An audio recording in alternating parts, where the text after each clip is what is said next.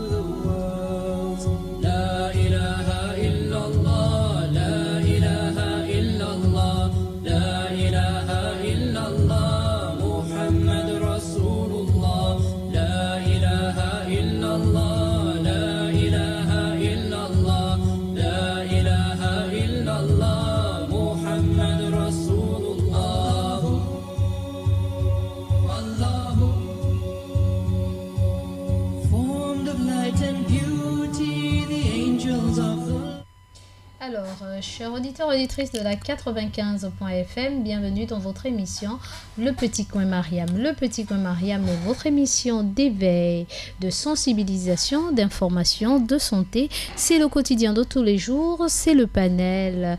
Le Petit Coin Mariam a tout dans son tiroir. Alors aujourd'hui, nous avons comme invité, nous avons l'honneur d'avoir sur notre magnifique plateau vert notre coach, Monsieur Abdoul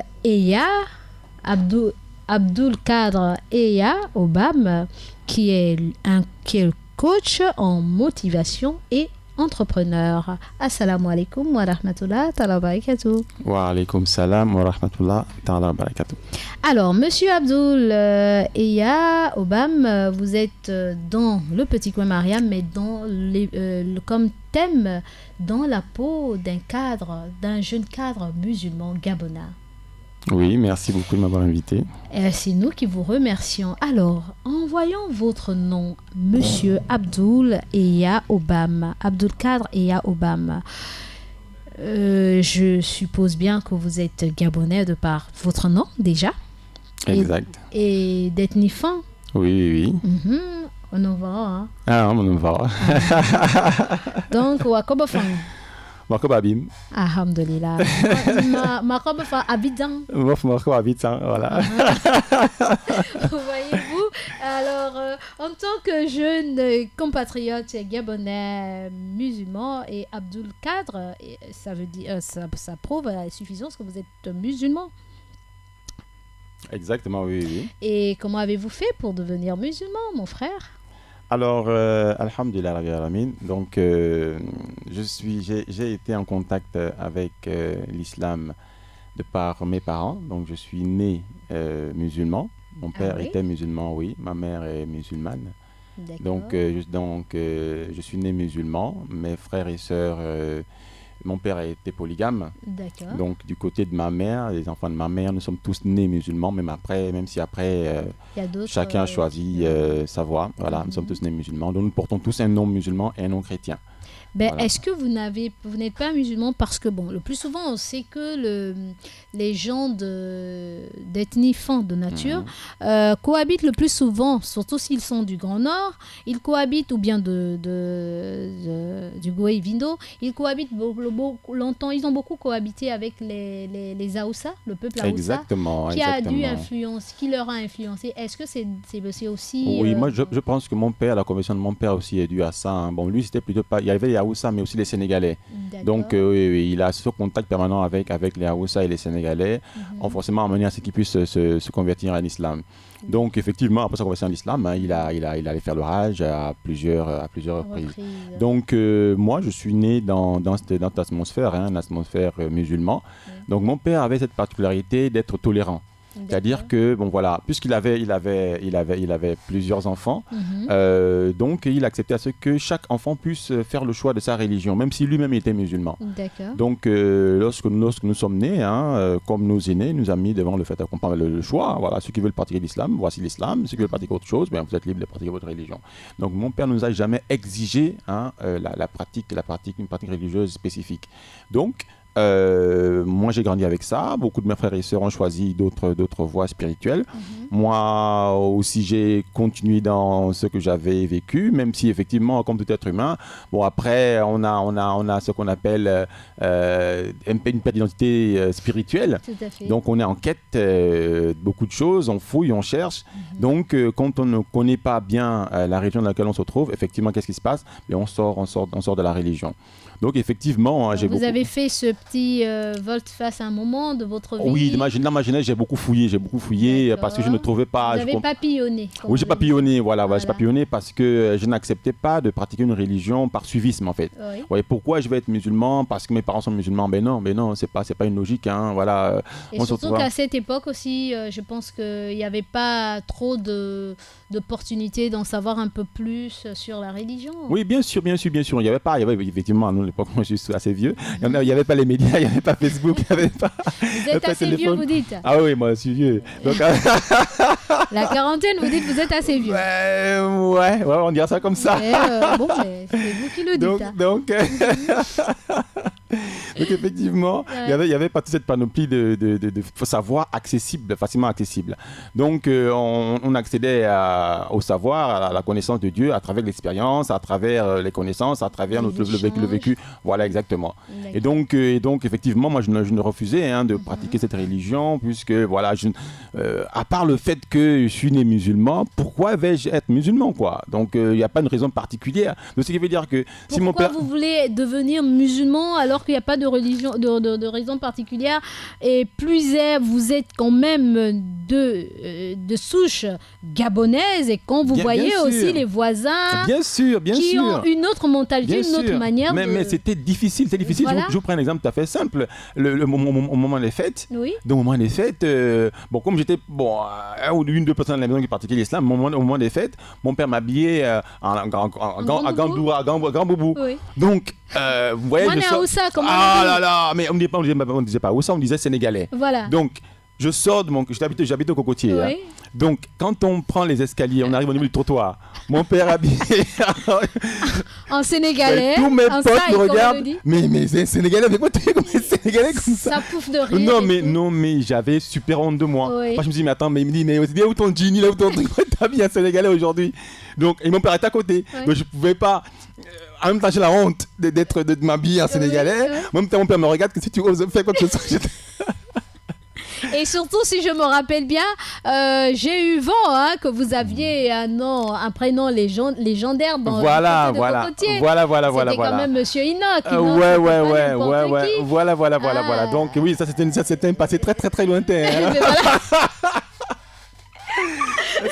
Mais il faut le dire que vous revenez de loin, vous n'étiez pas le Gabonais lambda qu'on pourrait dire il faisait le suivi de mes parents et puis c'est tout. L'enfant qui a eu quand même un passé assez.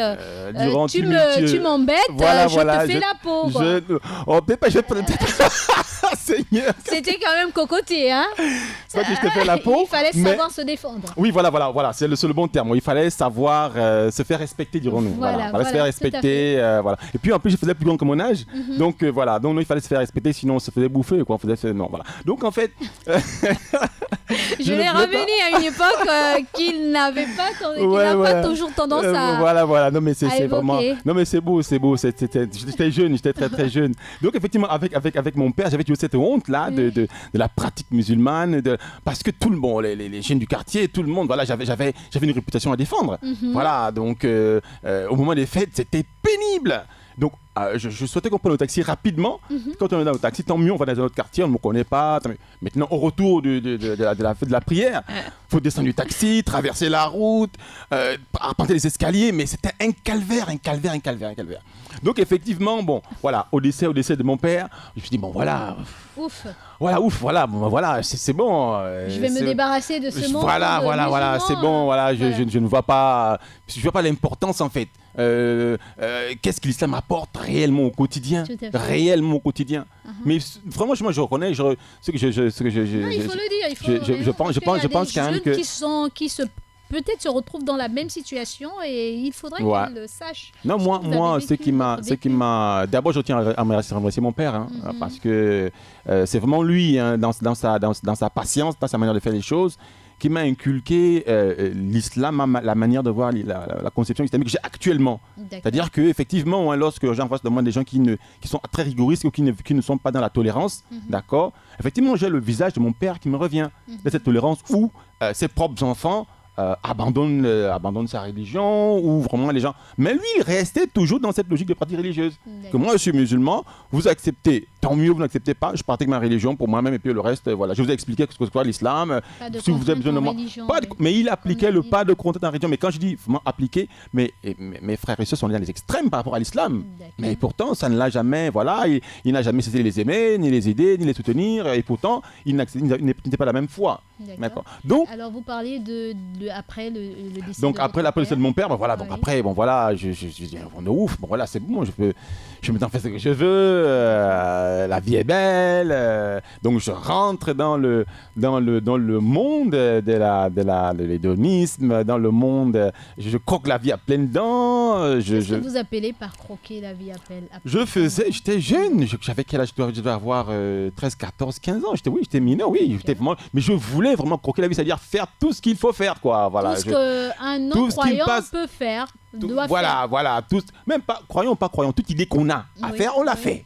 Le croyant, il a l'idée, mais il ne va pas jusqu'à l'action. Oui. D'accord. Mais voilà, je vous dis, voilà, j'ai envie de faire ça, je le fais, je me posais pas trop de questions. Bon, j'étais insouciant. Vous fumez. Alors, par contre, voilà encore d'où l'importance du cadre familial. Oui. C'est vraiment paradoxal. Je n'ai jamais compris. Bon, en étudiant l'être humain, j'ai fini par comprendre que le milieu dans lequel on vit a eu une incidence dans nos vies. L'éducation qu'on a reçue avant l'âge de 5-6 ans, d'accord, a un impact fondamental dans notre vie, dans notre vie future. D'accord. Je n'ai jamais compris pourquoi j'étais en boîte de nuit, j'étais dans les bars, avec un groupe de jeunes, oui. Tous fumaient, oui. tous buvaient, oui. mais j'ai jamais compris pourquoi j'ai pas bu. C'est-à-dire que lorsqu'on est dans un bar, on s'assoit, chacun prend tel alcool. Moi, j'avais mon casier de Fanta. D'accord. Chacun prend son casier. Moi, je prends mon casier de Fanta. Il dit non, lui, il doit boire. Il ne me donnait pas le Fanta parce que j'étais musulman. Oui. Parce qu'il ne boit pas. C'est tout. Et je n'ai jamais compris pourquoi. Voilà, et puis, je ne buvais pas, je ne fumais pas. Tous fumaient, je ne fumais pas. Pas de drogue non plus. Rien du tout. Personne ne peut te dire que oui, voilà, j'ai grandi avec Abdoul, on a fait les 400 coups ensemble, je l'avais fumé. Mais seulement vous ne priez pas. Bon, je ne priais pas. Bon, de temps en temps, quand je me rappelle de mon père, tiens, il faut que je prie parce que papa va vraiment prier. Oui, mais papa, oui, bah. Et puis au moment des fêtes, je ne portais pas la Kandora. Oui. Mais oui, bon, voilà. Les musulmans d'occasion. Voilà. Donc quand les frères musulmans revenaient la prière, je les regardais, je dis waouh, quand même. À l'époque, avec mon père et tout, je portais quand même la Kandora et tout. On se moquait des Sénégalais, voilà. Il faut des Sénégalais, voilà. Truc et tout. Voilà. Donc, je n'ai jamais compris, mais après, je me suis dit, effectivement, hein, que l'éducation que j'avais reçue, je ne me vois pas en train de fumer ni en train de boire. J'ai des gens autour de moi qui fument, qui boivent, qui sont très très saouls, mais moi voilà. Donc en un mot, l'éducation que votre père vous a donnée lorsque vous étiez tout petit a influencé votre quotidien. Exactement. Après la décès de mon père, ma mère a pris le relais, mais elle a suivi exactement les directives de mon père. Donc je n'ai jamais compris. Les autres, tout le monde autour de moi buvait et fumait. Mais moi, je me suis jamais demandé pourquoi est-ce que tu fumes pas ou tu bois pas. Ça m'a jamais dévalorisé. Voilà, parce que bon, quand il fallait entre griffes se défendre, l'autre était obligé de prendre fumer, l'autre devait boire. Moi, je prenais mon casier de Fanta et je me défendais comme les autres, quoi. Je ne empêché de. Oui, bon, mais et par la suite, qu'est-ce qui a fait en sorte, qu'est-ce qui a provoqué le déclic pour que vous puissiez devenir, vous puissiez pratiquer votre religion. À quel moment vous avez commencé à pratiquer votre religion? Je peux dire que j'ai commencé à pratiquer ma religion en classe de 3e. Et pourquoi? Alors, un fait simple, hein, voilà, dans cette quête de moi, dans cette recherche de la vie, voilà, je m'amusais comme je voulais, je faisais ce que je voulais quand j'avais envie de le faire, sans me poser trop de questions. Ma mère en souffrait parce qu'effectivement, mais je sors tard, je fais n'importe quoi. Elle s'inquiétait en tant que mère. Mais complètement. D'accord. Donc je faisais vraiment du n'importe quoi, d'accord. Oui. Donc après, qu'est-ce qui se passe? Je suis en classe de 3e. Je me dis, voilà, je vais aller en classe de seconde. Oui. Donc qu'est-ce que je fais? C'était un nouveau pan dans ma vie. Je quitte le collège pour le lycée. Bon, ben écoute, voilà, j'en ai marre de l'islam, quoi. Tiens, je veux devenir chrétien. Voilà, c'est plus cool. Je vais chasser les démons. Voilà, je vais guérir tout le temps. Tout à fait. Voilà, surtout que c'était à la mode. C'était vraiment à une époque, les églises éveillées. Voilà, c'était vraiment à l'époque où les églises éveillées venaient de prendre le. Voilà. Oui. Et je me dis, voilà, ils chantent bien, ils sont heureux. Moi, je souffre dans ma religion, je chante pas. Voilà, et puis, il n'y a pas cette mixité. Il y a trop de restrictions. Voilà, les femmes à gauche, les femmes là-bas, les hommes ici, à l'église, on est tous mélangés, on s'aime tous ensemble. Mais franchement, voilà, je n'ai rien à faire et tout. Question philosophie. Ouais. Alors, ok, tu veux quitter l'islam? D'accord. Bon, si tu quittes l'islam, Ah oui. quand tu vas rencontrer Dieu, qu'est-ce que tu veux lui dire? Je me suis dit, mais en fait, oh non, non, non, ok, attends. Bon, mon père était musulman. Je n'ai jamais vu mon père faire telle chose. Mon père, j'ai jamais vu ma table taper. Il n'a jamais. Bon, ok, d'accord, ok, bon, voilà. Bon, si je suis devant Dieu, je dis à Dieu, voilà, j'ai abandonné l'islam. Pourquoi? Que je veux faire comme tout le monde. Parce que je veux faire comme tout le monde, parce que je me sens pas bien. Puis je vais voir mon père, enfin, à côté de Dieu. Il va me dire, mais mon petit, t'as abandonné l'islam? Oui. Pourquoi? Mais voilà, je me retrouve pas dans ça, ainsi de suite. Voilà. J'avais pas de raison valable. Oui. Je me suis dit, ok, d'accord. Comme j'ai pas une raison valable pour abandonner l'islam, Oui. ce que je vais faire, Oui. eh ben, je vais aller à la recherche des erreurs dans l'islam. D'accord. Comme ça, au moins devant Dieu, je dis à Dieu, voilà, l'islam c'est une religion de menteurs. Il dit ça, c'est faux, voilà. C'est des terroristes, c'est des machins, c'est des voleurs, c'est des trucs et tout, voilà. Et donc, vous êtes allé à la recherche. Et je me suis dit, voilà, ok, d'accord, je m'accorde une année Des de recherche erreurs sur de des l'islam. erreurs dans l'islam. Comme ça, au moins, je clôt ce dossier, je deviens chrétien. Je m'étais attiré par une église Béthanie, là-bas, vers je sais plus quoi. Oui, voilà, vers, je voulais aller à Béthanie. Je me suis dit, je vais à Cité de la Béthanie. Caisse. Je vais aller à Béthanie, je vais Ouais. abandonner l'islam, je laisse tout ça, j'en ai rien à faire. D'accord? Ok. Bon, il faut que j'ai les preuves de mon truc. Donc, paradoxalement, quand j'étais en troisième, j'avais comme camarade de classe un ami à moi, Ah Eric Collery, Ismaël Collery, voilà. Oui. Donc Ismaël Collery, je lui dis, mais hey, toi là, t'es musulman toi? Il me dit, je suis musulman. Je lui dis, mais t'es converti toi? Il me dit, ouais, je suis converti. Je lui dis, oh, je sais pas, c'est n'importe quoi. Moi, je suis né musulman.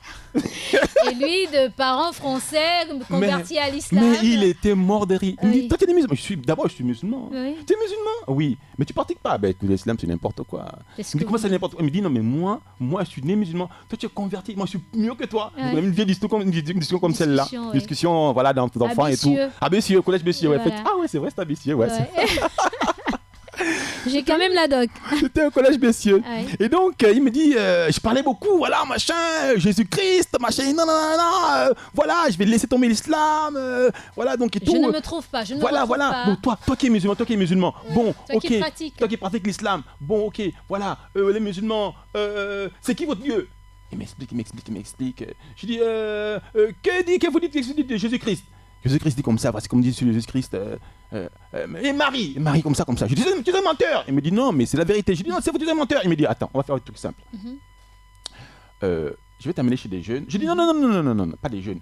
Ismaël, moi je veux un vieux. Oui. Avec une longue barbe blanche. Enfin, ça me rappelle des films chinois, des films de Shaolin. Ouais. Je veux un musulman, Oui. vieux musulman, avec une longue barbe blanche. Un Qui sage m'exhorte. qui m'explique c'est quoi. Je vais lui poser toutes les questions sur l'islam, il pourra mieux m'expliquer. Ouais. Est-ce que c'est possible?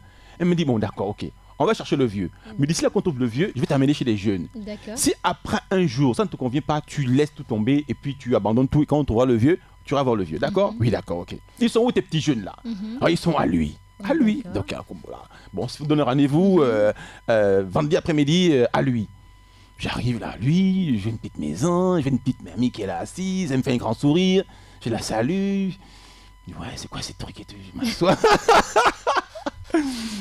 Je m'assois. Je vois des jeunes partout. Enfin, c'est quoi cette Des femmes, des hommes, tout le monde est en joie. Comment Des musulmans- jeunes. Des jeunes? Ouais. Je dis, mais comment des jeunes peuvent rigoler comme ça? Bon, je m'assois, on fait la prière du vendredi. Ouais. J'attends après, je vais Ismaël qui vient avec un grand sourire. Il est venu avec Moussa Mistoul. D'accord. Et il me dit, salam alaikum. Je lui dis, ah, bonjour, c'est quoi? C'est bon.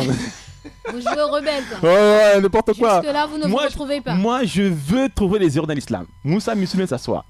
Elle me dit, oui, Ismaël m'a présenté à toi que tu es un jeune frère musulman. Non, je ne suis pas musulman. Je viens chercher des erreurs dans l'islam. Subhanallah. D'accord, ok. Il me dit, bon, voilà.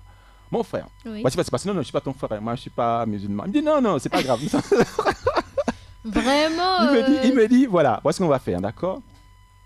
Ismaël m'a dit que tu lui as posé des questions sur Jésus, sur Marie, sur... Il dit, voilà, on va commencer plus simplement. On va commencer par la Genèse, la création, d'accord? Et au fur et à mesure, tu poseras toutes les questions que tu voudras, on arrivera jusqu'à notre époque, l'époque actuelle. Tu es d'accord avec moi? Il me dit, je suis d'accord avec toi. Donc, on commence par la création des cieux et de la terre. Non. Je suis arrivé, et je crois qu'il devait être 13h, 14h comme cela. Je suis quitté de là-bas, il était 20h. Subhanallah. J'habite au Cocotier. Oui. Je suis rentré chez moi. Oui. Il me dit, on se retrouve quand? J'ai eu lendemain après-midi. Ouais, Lendemain samedi. après-midi, il m'a dit non, samedi maintenant, viens entre 18h et 19h. Viens à D'accord. 18h. Oui. Je suis venu à 18h. Maintenant, arrivé à 18h, il me présente à Alioun. Il me dit, voilà, Le c'est fameux Alioun, Cheikh le fameux Cheikh Albouri. Et oui, ça c'est Alioun, un frère musulman aussi. Bon, c'est lui qui nous... Je t'ai dit, Moussa, moi je veux un vieux. Avec la longue barbe blanche, tu m'amènes des jeunes, il m'amène pas la barbe. Il me dit non, écoute seulement, d'abord il va continuer l'histoire.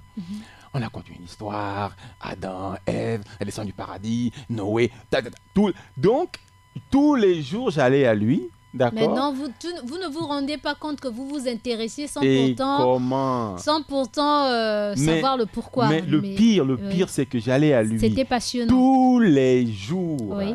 De 18h à 20h, j'étais à lui. Oui. Quand j'avais pas un taxi, parce que j'habite au Cocotier, Oui. j'allais à pied. Subhanallah. J'étais déterminé à connaître les erreurs dans l'islam. Oui. Mais j'attendais mon tour parce Oui. que il devait d'abord me raconter toute l'histoire. Donc après, je voulais poser mes questions. Oui. Donc j'écoutais. Paradoxalement, Oui. 3 semaines plus tard, c'était le Ramadan. Oui. Le Ramadan arrive. Ils me disent, Abdul, voilà, donc le Ramadan est là, hein, tu veux faire avec nous et tout. Je dis non, voilà, termine la bonne histoire. Le lendemain, on annonce le début du mois de Ramadan. Bon, il y avait un truc qui me plaisait bien parce que Maman Ramatoulaye, c'est elle qui appartenait à la maison à lui. Hein. D'accord. Faisait de la bonne nourriture. Que Dieu ait son Que Dieu ait son âme. Faisait de la bonne nourriture. Donc j'allais aussi bien pour écouter. Mais aussi, je savais au moins. Satisfaire votre Oh là là, famille. elle préparait. Mais il y avait Tante Daba à côté. Oui. Tante Daba, la femme de Tante Mamadou, qui préparait une bonne nourriture sénégalaise. Oui. Donc on mangeait en famille, on était là, voilà, on mangeait très très bien, on sourit. Chose Donc, que nous avons perdue d'ailleurs. on va, que Dieu nous aide à pouvoir remettre ça en place. Amin. Et ça m'a tiré aussi, Amin. d'accord. Donc je me suis dit, bon, ok, d'accord. Bon, je jeûne la journée. Allez-y, oui. Le soir, je vais bien manger. D'accord. Donc on y va. Ils continuent leur question. J'ai commencé le ramadan avec eux, comme cela. Tout le ramadan est fini. Entre-temps, paradoxalement, j'avais repris les prières, hein, puisque la mosquée était à côté. Mais bien Je sûr. me disais, bon, Abdel, c'est la prière. Enfin, je fais l'ambition, je fais la prière. Oui. Au fil de la prière, on continue le prêche. Donc ça a duré comme ça, je crois, 1 an ou 2, hein, comme ça. Ouais. Et voilà, du jour au lendemain, on me dit, voilà, Abdul, oui, voilà, bon, on a les émissions à faire à la télévision. Tu passes Et voilà, avec tu nous. viens avec nous. Je dis, moi, je connais rien. Bah, on va te montrer comment on fait. Donc, j'avais repris les prières. Voilà comment j'ai commencé ma pratique religieuse Oui. avec cette communauté d'Ibadallah que j'avais découverte à lui. Machallah. Cette maman Ramatoulaye, tonton Mamadou. Machallah, D'accord. oui. Les personnes qui m'ont montré cet islam, non seulement de tolérance, Oui. mais un islam simple en fait. Oui. D'accord. De famille. De famille, de fraternité. fraternité, de respecter les chrétiens Oui. comme ils sont, Oui. d'accord, Oui. de ne pas invectiver les gens qui ne sont pas de notre religion. Mhm. La preuve, c'est que chez Maman Ramatoulaye, on recevait tout le monde. Oui. Tonton Mamadou discutait avec tout le monde. Oui. Donc cet islam-là que j'ai apprécié Mhm. et qui a fait en sorte que bon, ben, j'oublie le côté chrétien. Oui. Et puis, avec le Cheikh Albouri, on a commencé à travailler le côté spirituel. Mhm. D'accord. Oui. Et donc, je n'avais plus besoin d'aller chasser les démons en me disant que, ouais, je vais parler en langue. Mhm. Non, il m'a permis, avec À vous retrouver. à me retrouver, à Oui. découvrir le potentiel que j'ai en moi. Oui. Et c'est pas de là que j'ai vraiment commencé à pratiquer, à rechercher je ne recherchais plus les erreurs Oui. dans l'islam. Mais comment faire pour vous améliorer maintenant dans Exactement. votre religion? Exactement. Et sortir de là, vous êtes parti après en Europe. En Europe. D'abord, vous vous êtes marié. Oui, je me suis. C'était quand même assez embêtant pour Ah, un jeune ouais. qui franchit le pas, parce que vous fûtes parmi les premiers quand même, en dehors de certains, mais vous étiez quand même assez jeune. Oui, Et très vous jeune, avez hein, très décidé jeune. et Ouais, à ouais. l'époque, se marier très jeune. Ah oui, j'étais étudiant, Voilà. je me suis marié, j'étais étudiant. C'est quand même difficile, hein, parce Mhm. que je pense que ce qui a facilité cette union, Mhm. c'est aussi, je pense, les deux familles. D'accord. Les deux familles ont été compréhensibles. Elles se sont dit, voilà, bon, c'est des jeunes qui s'aiment, ces jeunes qui veulent se marier. Tiens, on va les aider. Oui. Tout le Sans monde. boulot, ils étaient encore des Mais étudiants. complètement sans le sou, hein, sans Oui. vraiment le sou. Oui. Ils nous ont aidés. Oui. Voilà, bon ben, vous allez habiter, madame va habiter ici dans la chambre, ta chambre d'enfant. Oui. Le truc, on n'avait rien du tout. Oui, Mais tout à parce fait. que les deux parents, les deux familles se sont dit, ok, d'accord, on va les aider, on va les soutenir. Le père a accepté de donner sa fille, même si je ne travaillais pas du tout. Nos parents aussi, mes parents ont accepté aussi que je se fasse comme cela. D'accepter une autre- Ils nous ont financé Ouais. par rapport à notre mariage. Malgré aussi la différence d'ethnie aussi. Malgré, hein. oh là là, ben oui, les fins, les pour nous, vous savez, c'est Voilà, complètement, voilà. voilà. Donc, les deux côtés, hein, Oui. les deux côtés. Donc, ils ont vraiment fait l'effort d'accepter cette différence De faire profil culturelle, bas, le fait de ouais. profil bas, Oui. d'enlever les stéréotypes, Mhm. voilà. Donc, c'est d'abord avec l'aide d'Allah, ces deux familles qui nous ont facilité la chose. Mhm. On s'est mariés dans la difficulté, effectivement, on a vécu Mhm. dans la difficulté aussi, Mhm. d'accord. Parce que, voilà, vous êtes étudiant, vous ne travaillez pas, Tout à et fait. il faut tenir compte de la femme, les frères, les soeurs, le beau-père, la belle-mère, tout le monde participe et tout. Voilà. Donc c'est cette joie-là, vraiment, ce bonheur, je tiens encore à les remercier encore. Merci à toutes les deux familles. Hein, parce que sans eux, vraiment, je ne sais pas si... Et par la suite, vous avez eu votre bac. Oui, donc par la suite, j'ai eu... Non, je me suis marié après le bac. Après le bac, d'accord. Oui, donc mais après quelques années. Voilà, après quelques années. Donc quand j'ai eu mon bac, je suis allé en Iran. Voilà. Je suis allé en Iran. Le voyage, le fameux voyage. Mon fameux voyage, voilà, sur en Iran. Voilà. Après l'Iran, je suis allé en France. Oui. Et c'est étant en France, je me suis marié. Et après, j'ai continué ma scolarité en France. Vous avez fait venir votre épouse. Et puis voilà, je suis venu en France. Voilà, mais ce n'était pas difficile en tant que jeune couple musulman en France. Comment a été vos débuts là-bas, etc. Toujours, vraiment, encore je remercie toujours mon père. Parce que la tolérance dont il a fait preuve quand j'étais jeune, je comprends maintenant mieux en fait. J'ai été en France, hein, je le répéterai toujours acquis de droit. Vous avez passé la majeure partie de votre vie aussi là-bas. Mais je n'ai jamais eu de problème particulier à pratiquer l'islam en France. Ah oui, je n'ai jamais eu... Chacun a son expérience. Oui, je dis bien chacun a son expérience. Oui. Est-ce que la France... Je n'en sais rien. Bon, après, voilà, c'est de la politique, c'est de la géopolitique. Je ne rentre pas dans ça. Oui. Mais je parle de mon expérience. Personnellement, je n'ai jamais eu un problème particulier à pratiquer l'islam. Ma femme vit en France. Elle n'a jamais eu un problème particulier à pratiquer l'islam. Et d'ailleurs, elle porte son voile et pas n'importe quel voile. Voilà. Donc, le kimar. Elle porte le kimar. C'est pas le petit voile que Mariam porte, mais le kimar, il faut le dire. Voilà, dans tous les cas, personne n'est jamais venu dire, madame, enlevez votre voile. Personne ne lui a... Voilà. Donc, est-ce qu'on nous appelle, est-ce qu'on nous demande de fournir nos papiers? Bien sûr, comme tout le monde. Oui. C'est assez amusant, mais c'est leur pays, d'accord? Ils ont le droit de pouvoir être dans... Bref, ils font des vérifications comme ils veulent les faire. Tout à fait. Moi, on m'a contrôlé pour mes papiers, j'ai montré mes papiers, je suis en situation régulière. Ma femme aussi. On m'a jamais interdit d'aller prier. Voilà. Donc, mon expérience de l'islam en France est tout bénéfique en fait. Mais j'ai aussi vu des musulmans gabonais mais qui ont abandonné l'islam. Oui. D'accord? Pour une raison ou pour une autre. Peut-être c'est par rapport peut-être aussi aux fréquentations. Peut-être qu'ils n'ont pas été de la bonne... Il y a beaucoup de paramètres quand même qui peuvent faire en sorte que... Vous savez, hein, il y a des gens qui abandonnent l'islam au Gabon. Il y a des gens qui abandonnent l'islam à la Mecque. Tout à fait. On est à la Mecque, on n'est pas musulman, on abandonne l'islam. Parce qu'on a vécu des choses terribles avec des musulmans arabes, saoudiens. On abandonne l'islam. Oui. Donc moi je me dis que... Et les gens il y a des gens qui sont devenus musulmans en France. Oui, même plus... Voilà. Donc, plus pratiquant même que... Ouais. Donc Allah dit dans le Coran, il choisit qui il veut en fait. Ouais. Voilà. Donc moi dans mon islam en France... Vraiment, je le confirme encore à qui de droit, je n'ai jamais eu un problème particulier. J'ai toujours eu accès aux mosquées. Quand j'ai voulu pratiquer mon islam, je vais à la mosquée, je demande à qui que ce soit où est la mosquée est là-bas, je vais prier à la mosquée. On m'a jamais dit la nuit, ne va pas prier parce que voilà. Oui, mais est-ce que durant maintenant votre vécu pendant la période ramadanesque, donc du ramadan, comment est-ce que c'était la même ambiance que vous avez laissée dans votre pays ou alors c'était mieux ou alors vous avez dû faire mes épieds pour comment dirais-je mettre en place certains mouvements pour que vous puissiez vous retrouver pendant Ramadan pour la période de rupture de jeûne, etc. Alors, c'est la vie d'un musulman hors de son pays natal. C'est comme un Sénégalais, un Mauritanien qui est au Gabon, d'accord? Voilà. Il veut certainement reconstituer la communauté mauritanienne au Gabon pour pouvoir vivre comme on vit au pays avec ses difficultés. C'est exactement ça en fait. Oui. Mais moi, j'avais compris dès le départ, toujours avec mon père et ma mère, c'est de faire la stratégie du caméléon. Tu t'adaptes où tu te trouves en fait. D'accord. Oui. Si en France, comment font les autres qui sont venus avant moi? Ben, ils se retrouvent entre eux, ils prient entre eux, ils mangent et tout, et puis voilà, ça s'arrête là. Ce que j'ai fait, je suis allé, j'ai rencontré des Sénégalais, des Mauritaniens, des Tunisiens, des Marocains, on s'en soit ensemble, on mange ensemble, on fête ensemble, et la prière finie, on se sépare, chacun rentre chez soi, c'est tout en fait. D'accord. Quand ma femme est arrivée, je lui ai expliqué qu'en fait, voilà, c'est aussi simple que ça. C'est pas comme au Gabon, voilà. Mais on fait avec. Nos frères musulmans, nos voisins, c'est des non-musulmans, c'est des Mauritaniens, c'est des Tunisiens, c'est des Sénégalais. tout ce monde-là, on s'assoit tous ensemble, on fait un petit repas, on mange et puis voilà, chacun rentre chez soi. Donc la difficulté, c'est quand on a la nostalgie, on veut transposer son pays avec soi, on veut... Non, Allah dans le Saint-Coran, si dans un endroit particulier, dans ton pays, dans un endroit, on ne peut pas pratiquer l'islam, va ailleurs, quoi. Trouve ton bonheur ailleurs. Et donc, adapte-toi où tu te trouves. Ouais. La difficulté, c'est quand on veut faire l'islam comme Mariam l'a vécu un certain temps en Europe. Parce que moi, je ne me suis pas retrouvée du tout.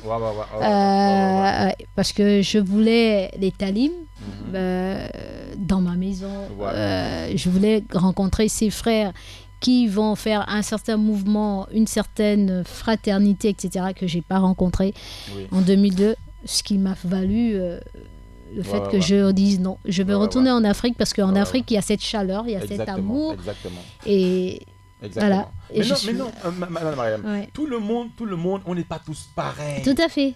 Vous voyez, c'est ça que je vous dis toujours, que c'est que mon père m'a même enseigné en fait, la tolérance. On n'est pas tous pareils. Pourquoi est-ce que les gens, on doit tous être heureux à la Mecque? Voilà.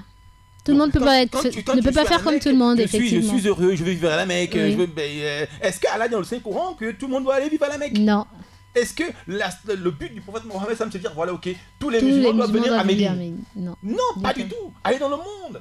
L'islam, c'est ce que vous avez dans votre cœur. Vous allez à New York, vous allez à Tokyo, vous allez à Amsterdam. C'est l'islam que vous allez propager, en fait. Soyez heureux là-bas. Mais il y a des gens, on peut dire à des musulmans, ils sont à New York. Quitte New York, va vivre à Médine. Pour rien au monde, il ira à Médine. Pour rien au monde. D'accord? Il faut dire, oui, mais c'est un pays de non-musulmans. C'est pas ça, en fait. Allah lui-même, il dit dans le Saint-Coran que la terre est vaste. La terre appartient à Allah, pas à Shaitan, comme certains le disent. La terre appartient à Allah. Que vous soyez au fin fond de l'Himalaya, c'est Allah. Si vous êtes heureux là-bas, donnez le bonheur autour de vous. Vous vous rendez compte que c'est paradoxal, hein? Les gens, le docteur Schweitzer, il quitte le fin fond de l'Occident pour venir mourir, les pauvres Gabonais. Oui, à l'Ambaréné. Mais pourquoi est-ce que... Et beaucoup de Sahaba sont morts à travers le monde. Tout à fait. Mais pourquoi nous, quand on va dans un pays dit non musulman, on veut avoir dans nos bagages notre culture, et puis on l'impose? Mais non, l'islam, la force de l'islam, c'est pouvoir t'immerger dans le milieu dans lequel tu te trouves. Tout à fait. Et vivre l'islam là-bas. Effectivement. Mais ça ne veut pas dire que ceux qui n'arrivent pas à le faire ne sont pas bons. Vous êtes allé en France, ça ne vous a pas convenu. Je suis partie en Chine. En Chine, par contre, ça m'a convenu. Mais voilà. En Chine, ça m'a convenu parce que bon, j'étais émerveillée de savoir que il y a Ibn Qas, l'un des oncles éloignés du prophète, qui est allé, il a formé et tout. Et puis j'ai vu, pour moi, les Chinois, il n'y avait pas de musulmans chinois. Et quand j'arrive, ils ont fait leur petite communauté. Et vraiment, si tu, machallah, tu pratiques ta religion, machallah, les Maliens, les Sénégalais s'y retrouvent. C'est alhamdoulilah. Alors nous allons passer la parole à nos auditeurs. Oui, allô? Wa alaykoum salam wa rahmatullah. À qui ai-je l'honneur? Allô? Oui, c'est Isiaka, Bandé Isiaka. Allô? Il s'en est allé. Donc voilà, en Chine, moi je ne m'y suis plus. Pourtant, c'est pas un pays musulman, mais je ne m'y suis plus. Et puis voilà. Donc, comme vous l'avez si bien dit, à chacun il faut accepter sa sensibilité. Et puis voilà. Accepter les différents, accepter la différence aussi. D'accord? Accepter que oui, voilà, telle personne ne veut pas rentrer en islam. Okay, c'est son choix. Allah dit dans le Saint-Coran qu'il choisit qui il veut, effectivement. Donc, le but du prophète Mohammed n'était pas d'imposer l'islam. D'accord? Le Coran est clair. Allah lui dit au prophète Mohammed, ton but, c'est de rappeler, d'annoncer, d'avertir. C'est tout. C'est pas, le reste de ton travail s'arrête là. Si le travail du prophète Mohammed, c'est d'annoncer, d'avertir, d'expliquer, notre travail serait de faire quoi? De mettre le couteau sur la gorge et si tu ne convertis pas. Du tout. D'accord? On pratique l'islam où on est, où on se sent bien en fait. Si vous vous sentez bien aux États-Unis, mais tant mieux. Vous vous sentez bien au fin fond du Pakistan, tant mieux. Mais pourquoi est-ce que... Et pourquoi que là-bas, on peut se sentir bien aussi du côté du lac Onangé, de Makongogno. Voilà. Vous êtes à Makongogno avec ce qu'il y a à Makongogno. Bien sûr. Vous pratiquez votre islam. C'est ça en fait, c'est cette pluralité là dans la diversité qui est bien. C'est ça que j'ai bien aimé dans l'islam. Alors, pour une petite histoire, en tant qu'homme, parce que ça c'est le chapitre que nous aimons, que moi personnellement j'aime évoquer, énoncer. Côté polygamie, que Oui. pensez-vous en tant qu'homme, vu que vous avez eu déjà une approche de l'Occident, vous avez vécu en Occident chez les Oui, Blancs, oui, vous étiez en Afrique, vous étiez Oui. en Occident. oui. Que pensez-vous de la polygamie, vu que vous avez côtoyé les deux cultures? Oui. Que pensez-vous de la polygamie, vous? Alors, c'est une question particulière, d'accord, spécifique. Et pourquoi particulière? Non, parce que c'est un sujet qui apporte beaucoup de bonheur et qui apporte aussi beaucoup de malheur. Expliquez-vous. Pourquoi? Bon, moi je pense que chacun doit être heureux Oui, dans sa différence. On d'accord. commence par là, d'abord. La C'est-à-dire tolérance totale. D'accord. Il y a des familles qui se sentent bien dans la polygamie. Mhm, On n'a pas le droit de leur dire que la polygamie n'est pas bien. Sur quelle base? mhm, On n'a pas le droit. On n'a pas le droit de dire aussi à ceux qui refusent la polygamie mhm. qu'il faut être polygame. D'accord. Bon voilà. Maintenant, pour ceux qui veulent être polygames, pour ceux qui ont trait à l'islam, il y a des règles spécifiques à respecter. Mhm, D'accord? D'accord. Voilà. Mais le but n'est pas de dire nous sommes 100% monogames, nous sommes 100% polygames. Non, chacun choisit ce qu'il veut. La preuve en est qu'il y a des musulmans, des Oui. sahaba, Oui, qui n'ont pas été polygames. oui, bien sûr. Ils ont leur raison. Mhm, Il y a d'autres qui le sont devenus. mhm, Dans la polygamie ou hors de la polygamie, il y a des enfants, il y a des couples par exemple, des enfants qui ont gagné la polygamie, qui en ont gardé une image positive. mhm, Ça n'a jamais été détourné qui que ce soit ou quoi que ce soit. Mhm. Il y a beaucoup de familles qui sont comme cela. D'autres familles aussi qui ont une image négative de la polygamie. tout à fait. Donc chacun a son expérience de la polygamie. Oui, Donc, et, alhamdulillah, Allah nous laisse le choix de la polygamie ou de pas la polygamie. Nous ne sommes pas obligés en fait. tout à fait. Voilà. Donc, moi, mon avis, c'est la totale tolérance. Chacun choisit ce qu'il veut. Si vous voulez être polygame, soyez polygame. Vous voulez pas l'être, vous ne l'êtes pas. Moi, dans tous les cas, je respecterai les deux. D'accord. Je ne combats ni les anti-polygamiques, ni les pro-polygames, ni les anti-mono, Une dernière question, que pensez-vous du mariage forcé? Parce que nous avons constaté qu'il y a des parents qui forcent leurs enfants, et vous êtes père de famille, hein, et c'est pour cette raison que je m'adresse à vous, qui forcent leurs enfants de se marier sous prétexte pour éviter un peu le vagabondage sexuel, etc. Vous, en tant que parent, en tant que musulman, gabonais et pratiquant, que pensez-vous de cela? Et quel est le message que vous pourrez dire à vos semblables en tant que Alors, père? le premier message est simple. Mhm. Allah dit dans le Saint-Coran, la iqra fi din. Mhm. Il n'y a pas de contrainte en religion. Oui. La religion, c'est pas seulement faire la prière. Mhm. La religion, c'est un tout. En fait, ce qui veut nous faire comprendre, c'est que C'est- il n'y a pas de contrainte en quoi que ce soit. Mhm. Il ne faut pas contraindre qui que ce soit à faire quoi que ce soit. D'accord. On doit le faire avec plaisir, avec amour. Ouais. Si les parents ont raté leur éducation, Mhm. on commence par là. On a raté la base. Maintenant, on veut rattraper la base, on veut rattraper le résultat de ce qu'on a raté, Mhm. d'accord, en forçant la personne à faire des choses. Mhm. Personne ne peut accepter cela. Personne. D'accord? Mhm. Donc, je dis bien qu'à la base, Allah nous interdit de forcer qui que ce soit à faire quoi que ce soit. Mhm. On ne force pas. D'accord? Si on a raté l'éducation, on trouve des moyens palliatifs. Mhm. La preuve, c'est que, au temps du prophète Mohammed sallam, Sallallahu alayhi wa on ne sallam. trouve pas un exemple où le prophète Mohammed sallam a exigé, Mhm. a obligé Mhm. un sahaba ou qui que ce soit à se marier. Ou un enfant à se marier. Mhm. Non. Tout C'est à un fait. choix. Oui. Maintenant, on dit mariage forcé, d'accord? Mhm. On vous met la chicote, on vous met quoi que ce soit pour vous forcer à. Mais le fait de forcer quelqu'un, on peut le faire sur le plan psychologique aussi. Mhm. La société force les gens à faire les choses. Oui, tout à fait. D'accord? Oui. Est-ce que ce sont les mariages forcés? On n'en sait rien. Mhm. Combien de musulmans veulent se marier avec des chrétiens? Mhm. Combien? On n'en sait pas. Mais il y en a. Mhm. Mais parce qu'on est musulman, on va se marier avec un musulman. C'est la société qui nous oriente à. Mhm. Parce que le cas, que va-t-on dire? Mhm. D'accord? Mhm. Mais Allah dans le Saint-Coran, qu'on ne doit forcer qui que ce soit à faire quoi que ce soit. C'est la base déjà de la religion. C'est une philosophie simple à pratiquer. D'accord. Donc si vous me demandez ce que je pense du mariage forcé, ma réponse est claire. La iqrar fi din. Il n'y a pas de contrainte en religion. Voilà. D'accord. Alors, Monsieur Abdoul Eya Obam, nous sommes arrivés presque à la fin de notre émission. Alors, quel est le conseil que vous aurez souhaitez donner à nos auditeurs et auditrices de la 95.fm dans tous les plans. Ça peut être dans le plan en tant que père, en tant que frère gabonais, en tant que frère musulman, en tant que mari aussi, parce que nous avons aussi constaté déjà, ceux qui nous voient de l'extérieur pensent que nos mariages, le plus souvent, ce sont des mariages arrangés, et pas de joie. Il n'y a pas d'harmonie en tant que tel. Quel conseil pourrez-vous donner à nos auditeurs et auditrices? Alors, le conseil qui me vient à l'esprit, c'est de ne pas penser que l'herbe est verte est mieux ailleurs. Ailleurs est mieux que où on est. Non. Ce qui est mieux, c'est où on est actuellement. D'accord. Le passé est simplement un souvenir. On prend d'abord cet auditeur. Oui, allô? Bonjour. Bonjour. Assalamu alaikum. Wa alaykoum salam wa rahmatullah. À qui ai-je l'honneur, s'il vous plaît? C'est M. Ishaka, à côté de 11. Monsieur Isiaka, du côté De 11. du 11. Ouais. Oui, Bon, il a dit salam à les frères là qui est là-bas. oui. M. Obama. Wa alaykoum salam wa Wa alaykoum salam wa rahmatullah. barakatuh. Il dit salam à Imam Sanare. Mashallah.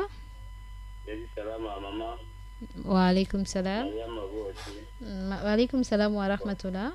Il dit salam à général. Mashallah. Tous les l'islam dans le monde. Mashallah. Salam à vous aussi. Bon, quand écoute ce que vous entendez parler aussi, c'est important. Mhm. Donc, que Dieu vous donne la récompense. Mashallah, merci.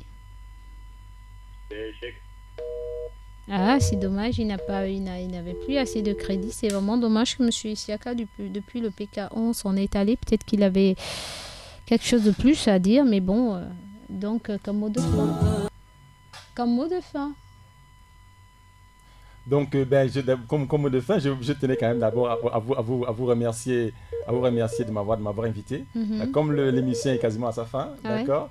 Ben, ce sera que partie remise, Inch'Allah. Que Dieu vous bénisse, vous soutienne dans ce gros travail que vous faites au quotidien. Amin. Et Inch'Allah, à très bientôt. Mashallah. Et wa alaykoum salam wa rahmatullah. Et nous remercions M. Isiaka depuis le PK11 et nous demandons à nos auditeurs de nous en excuser car le temps file tellement, le temps n'est pas à notre faveur, et en espérant nous retrouver dans le petit coin Mariam mardi prochain, Inch'Allah, et à demain pour l'émission Assalam. Sur ce, salam alaikum wa rahmatullah ta'ala wa barakatuh.